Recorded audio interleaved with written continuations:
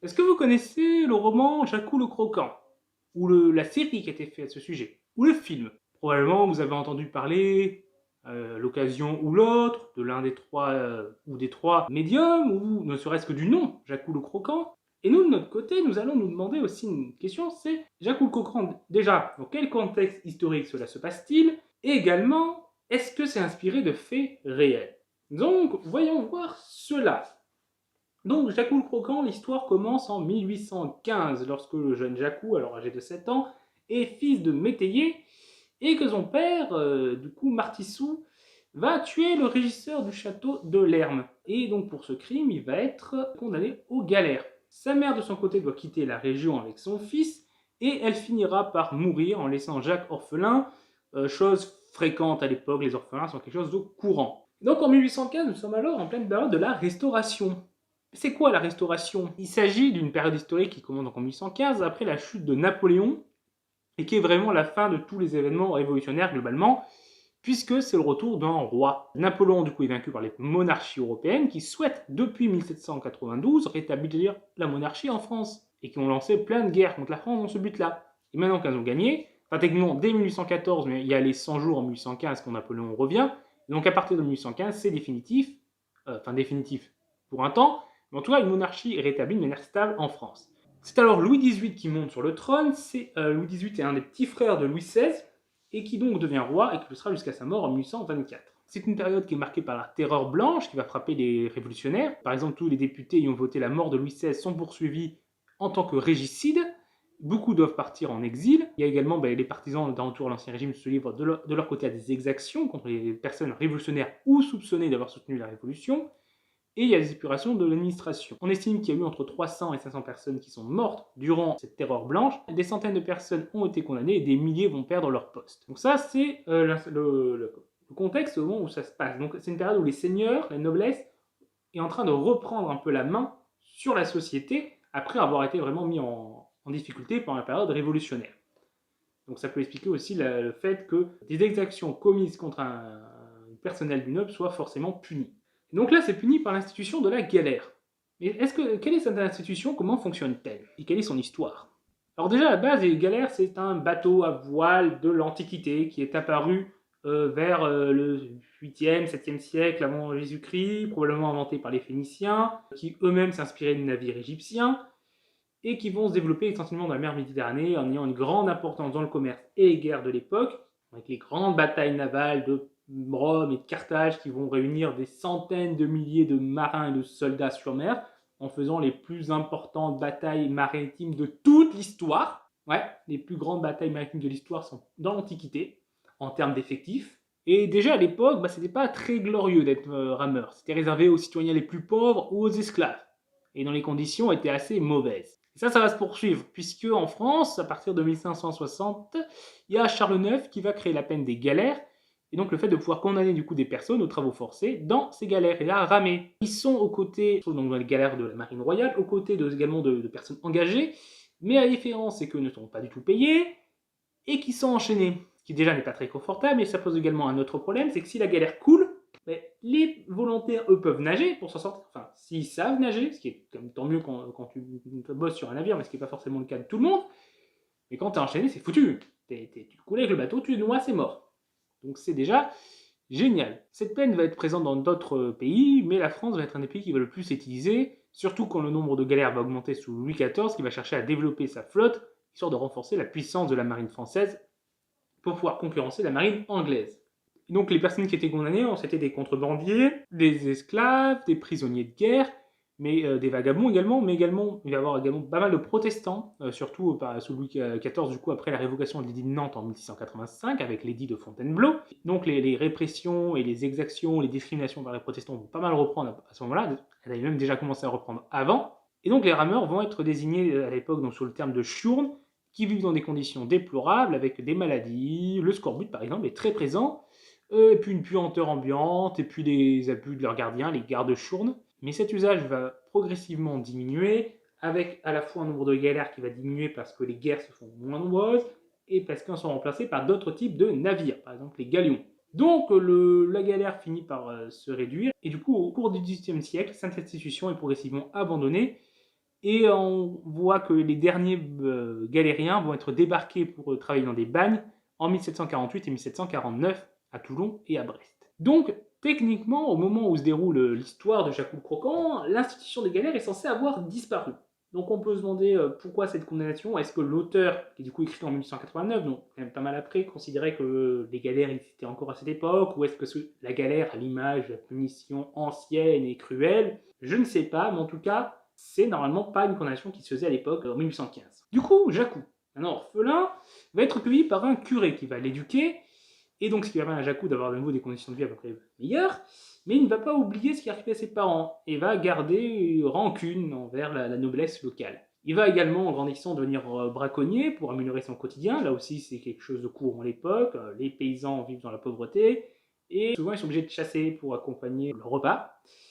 Et sauf que la chasse à l'époque est réservée à la noblesse, donc forcément c'est du braconnage. Donc c'est illégal et il va finir par se faire prendre. Et il va être fait prisonnier sans qu'on ait de nouvelles de lui, ce qui va conduire sa petite amie Lina à se suicider pensant qu'il est mort, qu'il a disparu, parce qu'elle ne le voit pas revenir. Mais il va quand même réussir donc à sortir parce qu'un ami, un chevalier à lui, va le libérer. Mais comme il se rend compte que sa belle s'est suicidée, il a un peu mauvaise. Il peut se comprendre, hein. J'avoue qu'à sa place, je ne serais pas très, très content non plus. Donc, furieux, il va réunir des paysans qui ont également rancune contre le seigneur de Nansac, le seigneur du coup du coin, qui est décrit comme étant un mauvais seigneur, qui abuse de ses paysans. Donc voilà, l'image du mauvais seigneur. Il y a une révolte, ils s'en prennent au château et ils vont le brûler. Jacou sera ensuite arrêté et jugé, mais finalement libéré au moment de la Révolution de Juillet. Donc là, c'est le moment de revenir sur un moment historique, la Révolution de Juillet. En juillet, donc en 1824, il y a Charles X qui remplace Louis XVIII. Charles X, c'est le dernier des petits frères de Louis XVI. Petit frère donc également de Louis XVIII. Autant Louis XVIII était plutôt favorable à une monarchie parlementaire qui s'était instaurée à la Restauration, Charles X, lui, est plutôt sur Ancien Régime, un retour à une monarchie absolue, plutôt partisan des ultra-royalistes. Et donc il va chercher à renforcer son pouvoir et ne pas prendre en compte l'Assemblée, ni les revendications de libéralisation politique du régime. Donc déjà ça crée du mécontentement. Mais en plus, il y a eu des mauvaises récoltes, ce qui là aussi accentue le mécontentement et l'agitation sociale dans les campagnes, mais également dans les villes, puisque comme il y a des mauvaises récoltes, non seulement les paysans ont du mal à vivre, mais la nourriture qu'ils vendent aux villes est plus rare, donc leur prix est plus élevé, et donc les pauvres des villes ont aussi du mal à se nourrir. Dans ce contexte, en 1827, les ultra-royalistes subissent un revers électoral et donc pèsent fortement à l'Assemblée. Il n'y a pas certes de majorité d'opposition au pouvoir de Charles X, mais il n'a plus de majorité solide sur laquelle s'appuyer. Mais il ne va rien faire pour apaiser la situation. Et en 1829, il va nommer un gouvernement uniquement ultra-royaliste qui ne sera pas du tout soutenu par la Chambre. Celle-ci va voter l'adresse des 221, qui est une motion de défiance signée par 221 députés adressée à Charles X, qui certes, d'un point de vue constitutionnel, est nul et non avenu, puisque les ministres sont responsables devant le roi et non devant l'Assemblée, donc techniquement, il n'y a aucune raison constitutionnelle qui impose que les ministres soient de la couleur politique de l'Assemblée, mais c'était considéré que c'était quand même mieux pour respecter quand même le fait que le suffrage en fait des électeurs qui ont élu cette assemblée, même si on était à l'époque à du suffrage censitaire et donc c'était uniquement le suffrage des riches. Mais déjà c'était quand même une représentation d'une certaine opinion qu'il fallait quand même pas complètement ignorer pour sauver les apparences quoi, sur le fait que c'était une monarchie normalement constitutionnelle et avec une prise en compte d'un parlement. Et Charles X n'en a cure et donc il n'en tient pas compte, mais symboliquement ça montre quand même que l'Assemblée ne suit plus le roi. Et du coup, le roi va réagir, lui, en dissolvant l'Assemblée nationale. J'ai décidé de dissoudre l'Assemblée nationale. Sauf que les nouvelles élections législatives vont pas régler le problème, puisque l'opposition va gagner 49 sièges, malgré un fort appui du roi aux ultra-royalistes, un appel clair du roi au peuple à le soutenir, avec de la propagande et tout. Mais c'était un échec. Et le roi, face à ça, qu'est-ce qu'il fait? Est-ce qu'il fait, bon, d'accord, c'est bon, je vais prendre en compte le vote des gens, j'ai compris. Non, pas du tout. Il décide de dissoudre une nouvelle fois l'Assemblée et de changer le mode de scrutin pour qu'il lui soit plus favorable. Hein, tant qu'à faire, hein. Quand le vote des gens ne te va pas, refais-les voter mais en changeant les règles pour que cette fois ils votent comme tu veux, et également en rétablissant la censure. Hein, puisque la propagande la première fois n'était pas suffisante, autant contrôler complètement les médias, histoire qu'elle soit encore plus forte. Sauf que ça, c'est des ordonnances qui prend le 25 juillet 1830, et dès le lendemain, dès qu'elles sont connues, le peuple parisien, enfin en tout cas à la base des élites parisiennes, journalistes, avocats, médecins, étudiants également, vont réagir. et seront suivis par globalement le peuple parisien qui a pendant longtemps été un peuple assez agité. Paris a toujours été connu pour être une ville qui s'agite. Et donc Paris va s'embraser, il y a de grandes manifestations qui sont organisées, il y a un moment le coche du président du conseil qui est attaqué, qui est quand même pas rien. Imagine qu'il y a une manifestation qui attaque la voiture du Premier ministre. Ce serait quand même symboliquement assez fort. Et il y a également des affrontements avec les forces de l'ordre lorsque ceux-ci tentent de s'emparer du matériel des journaux, puisque les journaux décident de continuer de paraître malgré la censure. Donc c'est illégal, donc techniquement la police est envoyée saisir les journaux, qui ne se laissent pas faire, la foule les en empêche, il y a des affrontements, des barricades sont montées dans Paris, la foule va s'armer, et après 3 jours d'insurrection, le régime va chuter, l'armée va connaître de nombreuses défections, l'hôtel de ville est pris, ainsi que le Louvre et les Tuileries. Charles X va finir par abdiquer et partir en exil, et c'est Louis-Philippe, qui est Louis-Philippe d'Orléans. Les Orléans, c'est une branche des Bourbons, branche mineure des Bourbons, dont le père de Louis-Philippe, Philippe Égalité, avait été député pendant la Révolution française et avait fait partie de ceux qui avaient voté la mort du roi, de Louis XVI, qui était son cousin. Donc merci la famille. Louis-Philippe Égalité avait lui-même fini décapité. Mais voilà, Louis-Philippe avait l'image d'être issu d'une famille, d'une branche familiale plus engagée pour un système d'une monarchie parlementaire et constitutionnelle. Et donc, il arrive au pouvoir, il devient roi, il s'engage à respecter les principes d'une monarchie constitutionnelle, de ne pas rétablir la censure, de respecter le Parlement. Et il va avoir, durant cette période, plusieurs acquittements d'opposants au régime de Charles X, même si on ne sera pas devant un régime qui sera laxiste. Certes, il sera d'une répression moins forte, mais il y aura un moment un rétablissement de la censure par la suite, il y aura des répressions par les opposants républicains, donc bon, c'est pas parce que ce régime est moins dur que celui précédent qu'il est pour autant tout gentil, tout beau. Mais en tout cas, cette période de 1830 d'acquittement correspond bien au fait que Jacou, dans le livre, soit acquitté à cette période-là. C'est dans l'ambiance de cette période. Ensuite, le château. Le château où ça se passe. Le château qui est brûlé, dans l'histoire, c'est le château de Lerme, qui est un château qui existe bel et bien. Il se situe sur la commune de Rouffignac-Saint-Cernin de Reillac, dans le département de la Dordogne, département où je suis né et j'ai habité longtemps, donc vive le Périgord. Il va être construit entre 1500 et 1520 par Jean de Calvimont, qui est conseiller au Parlement de Bordeaux, et son fils Jean de Calvimont, qui a donc le même nom, voilà, mais à l'époque ça se faisait souvent, qui est lui-même président du même Parlement et ambassadeur de Louis XI. Il va être un moment abandonné suite à une histoire de multiples assassinats. C'est une histoire compliquée, je ne vais pas vous résumer ici parce que ça serait long et qu'en fait ça serait digne d'un épisode ou deux de Game of Thrones, donc on va pas en parler là, mais voilà, plusieurs assassinats, le château est un temps abandonné, puis il est racheté en 1682 par Marie de Hautefort, qui est fille de Charles, marquis de Hautefort, et donc voilà, on va passer dans cette famille-là. Mais ce château ne sera jamais brûlé, il va juste être abandonné d'un moment, et il va se détériorer avec le temps, mais aujourd'hui il est à nouveau entretenu et il est visitable. Néanmoins, si ce château-là n'est pas incendié, on peut trouver d'autres histoires qui peuvent rappeler ce qui se passe dans le roman de Jacou le Croquant. Par exemple, le château de Bars, qui va être également attaqué durant la Révolution française, avec par exemple une milice locale, qui va s'en prendre au châtelain et à son domaine. Le meneur, qui s'appelle Fauché, va être arrêté, mais sera libéré sous la pression de la population. Fauché, une fois libre, va réunir à nouveau une troupe de paysans, et vont à nouveau s'en prendre au château, foncer les portes, et refuser de quitter les lieux. Par contre, l'histoire va se finir de manière moins violente, puisque finalement, le seigneur va se réconcilier avec les paysans et les inviter à un banquet qu'il va organiser. Parce que, voilà, les relations entre seigneurs et paysans ne sont pas toujours que conflictuelles. Elles le sont souvent, il y a la question des impôts, il y a la question des corvées, il y a eu la question du servage, même si ça fait longtemps qu'il n'existe plus en France. Mais en tout cas, voilà, il y a une relation conflictuelle. Mais pas que. Pas que, parce que, surtout pour les petits seigneurs, les paysans, ils les fréquentent quand même régulièrement. Ils les connaissent bien, les paysans le connaissent bien, et donc il y a parfois des liens qui se créent. Il y a aussi un autre aspect, c'est que le seigneur peut se mettre du côté des paysans face à l'impôt royal. Souvent par intérêt, parce que lorsque l'impôt royal prend beaucoup aux paysans, il reste moins pour lui. Donc il a plutôt intérêt à se mettre du côté des paysans quand il refuse de payer l'impôt royal pour lui-même en récupérer plus. Sans compter qu'au passage, ça lui permet de mettre toute la faute sur le dos de l'impôt royal et se dédouaner lui de ses propres impositions. Mais on est loin du rapport uniquement conflictuel qu'on peut imaginer. C'est certes un rapport qui a lieu souvent, les révoltes, on le verra plus tard, sont nombreuses, et c'est plus compliqué qu'on ne pourrait le penser. On peut voir une autre inspiration avec un autre seigneur, le comte de Mansac, dont le nom lui-même rappelle le nom qui est utilisé pour le seigneur du roman de Jacou, qui est le seigneur de Nansac. Donc c'est Nansac, Mansac. Ça se rapproche pas mal.